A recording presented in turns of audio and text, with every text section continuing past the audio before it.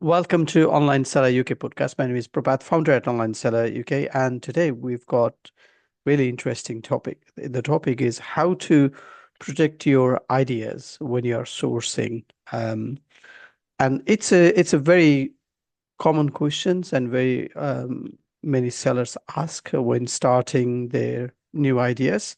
And I'm joined by the right person here who's been sourcing for lots of companies around the globe for many years. I'm joined by JK, who is founder of China Product Pros. And yeah, we if you haven't met him, we did meet him in Amherst, UK um, um, last year. So JK is here back to talk about and help you to protect your ideas. So, yeah, JK, welcome to your podcast. Let's introduce yourself and take it from there. Wonderful. Thank you, Prabhat. Happy to be in front of the audience again. I had a great time last year at the event. Like you mentioned, so I am founder of China Product Pros. So we help D2C sellers with both their e-commerce products and packaging. And we launched a sister company last year focusing on B2B business. So specifically in the construction, long-term care and merchandise, so branded merchandise sectors. So we see a lot through our team on the ground in China, and we work with many different custom projects, like custom products, throughout both businesses. So we're happy to share some things that have worked for our clients and what I'm hearing on the ground.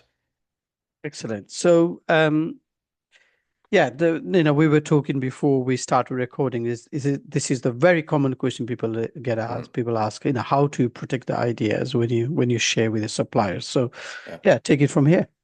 Absolutely. So it's a question we often get. If you've created a product before, you will absolutely understand where it's coming from because it becomes your baby in a sense, right? Like Yeah. you want to protect it. You don't want to go out to factories to shop around your idea and validate your cost. If there is a high risk of that idea then showing up in a different market under a different brand name. So there's kind of two realities I see.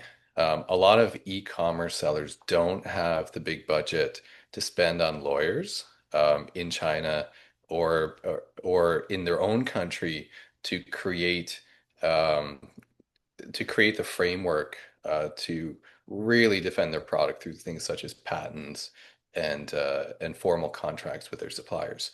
So the method, we do go down that route depending on the client's budget, but the practical method that we most often use and we recommend to sellers is to do something called drip feeding the idea. So let's say that you have a novel product that you've created. So whether you've scoped it out and you have CAD files and everything's ready, or it's just an idea on the back of a napkin. So you want to protect that. And the best way to do that while still being able to achieve your goals in sourcing is to slowly provide the information. So let's say, for example, that you have created a custom bag. Okay. So this custom bag, um, what I would suggest to do instead of sharing your custom bag with 10 to 20 factories to start your shortlisting is to take a competitor like product and share that instead. So try to match it as much as you can in terms of the Yeah. specifications, right? So if you want it to be a certain size, and then you can get pricing back on that, and you get a sense of the communication styles of the different factories through vetting those factories. You will have understood if they have import or experience to the country that you're looking to work in, and you will have built a short list. So let's say you reach out to 20 factories, you shortlist down. Again, they've never seen your product yet. They've seen a competitor product. You shortlist down to your top factories. Let's say you end up with two, three, four factories. And then at that stage, you've already validated your cost structure. So you know that it's going to work to manufacture it. You will be profitable. And then you move to the next stage in the drip feed cycle, which is where you share a much closer version to your design, or you share your design, depending Mm. how comfortable you are with that. I think ultimately you you as an entrepreneur, we've all faced this. Like you want to move forward, and I think at some point, there's always going to be an element of risk. And there's also a risk if you don't move forward and you're in your rocking chair and you're 85 years old and you've never launched your product and you regret that, right? So I think you need to find the balance between those two. So the other recommendation that I would make is when you're doing that final step of sharing your actual design with two, three factories, is to have the factory sign an N agreement. So you could work through our team. We can provide a template for that. You can work through another team or through a lawyer to provide the same. It won't be bulletproof, and it's relatively difficult to enforce in China.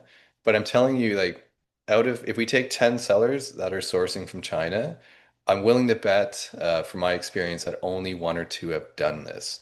So if you are getting the factory to sign an NNN, it sets a bit of a precedent that you care about your IP, and Mm. you may be crazy enough to go after them if they do something that they shouldn't. Yeah. Versus if all those other eight sellers don't do that, then they become the low-hanging fruit. Yeah. Is it so? Looks like there are, drip feed. This is really cool idea. I've never heard of this before. Makes sense. So while we are drip feeding this information, and then you come to a stage of sharing your ideas, I think that's when the confidence level should be high, right? Yeah. So how do you build that confidence then? So do you think they will come back with the cost and then you go through, do you go through video calls and things like that to build the confidence or Yeah, no, it's a great question. So how to build further confidence. yeah. So I'd say as part of that long list to short list vetting process, you should have ideally looked at a few things. You should have asked for the business license. You can cross-check that on a website called qcc.com. It's in Chinese, but there's many tools available nowadays to translate into English. And you want to make sure that they are indeed a factory. You could also see through that check if they're a trade company, which, depending on your situation, could also be suitable, especially if you're going in with a low MOQ. The other thing you'll want to check is if they have relevant export experience uh, and into your country, right? So if you're importing into the UK, have they made similar products, or are they more serving the domestic market, or perhaps a market that doesn't have the same high standards as the UK in your product area? Um, I think a video call is a great idea. WeChat is the way to go. Business is done on WeChat. So if you're out there and you don't have WeChat and you're sourcing from China, definitely get WeChat. You want to try to bring conversations eventually from email or Alibaba or whatever platform you're on over to WeChat. I would ask, in addition to speaking with the sales rep, to try to speak with someone from the leadership team. Depending on the size of the factory, that could be the boss, it could be like a director level or a manager level. And that's going to help a lot because the sales rep level, they often won't have all the information at their fingertips. And the sales reps come and go very quickly in these Chinese factories. So I think it's good to make that link with someone that will likely be in their position for quite some time at the factory and that you could follow up and leverage that relationship with. So I'd say like through this, you want to build confidence that they are indeed a registered factory and a business in China. They have the export experience to back it up. Um, if you really want to go all out, and I'd say it's really a personal preference in terms of how much risk you're willing to accept, and it comes also down to the size of the PO. If you're putting in a purchase order for 5,000 pounds, it's very different than you're putting if you're putting one in for 25,000 or 50,000 pounds. So we offer an audit service on the ground in China through our team. Many other companies do too. It's going to be roughly around 500 pounds for us to spend the day at the factory. We do a full report with videos. We meet the management. We go on the production floor. So it's just another increase of confidence that you can add to the mix. Whether you do that through us or through someone else, but I think it's good, especially if the PO value is larger, to have someone go in and verify who's actually in China. Yeah, yeah. That makes sense. So looks like I think there is an advantage of having somebody on the ground to get it checked for you to build that confidence because you never know that idea could, could be have a much larger potential than what you think. Mm. So that's all good. Is there anything that you want to add while somebody's thinking about new ideas and then they want to go out, they're excited about it, they want to get it manufactured, and then, is there any other information you want to add to this?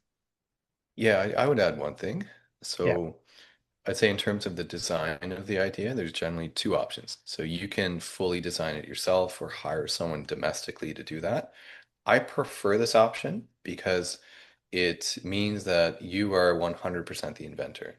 Mhm. It may mean more money up front if you're hiring, let's say, an industrial designer or whoever you need to have involved in that.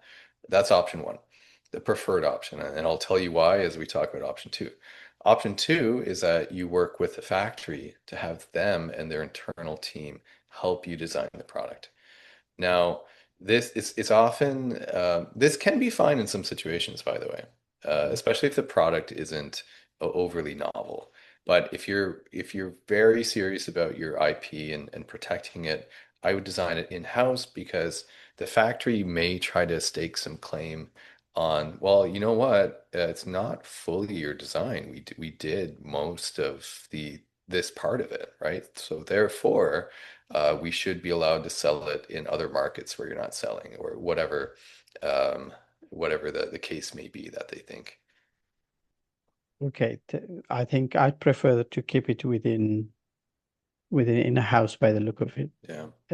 Especially if it is completely new idea and you're not changing from already existing product. Right, cool. So I think we are towards the end. So short and sweet. So thank you, JK, for your time today. Obviously, a lot of people would have some ideas to talk to you about and to, find out how to go about it. So where is the best place to find you to book a call? Yeah, absolutely. So I'm very active on LinkedIn. You can find me under John Kyle Beaton. I also you can email me directly at jk@chinaproductpros.com. If you're more on the B2B side and ordering in bulk items, you can email me at jk@costherosourcing.com. Excellent. Thank you, JK, for your time today, and I'll speak to you soon. All the best for Sounds now. good, Prabhat. Thanks for having me.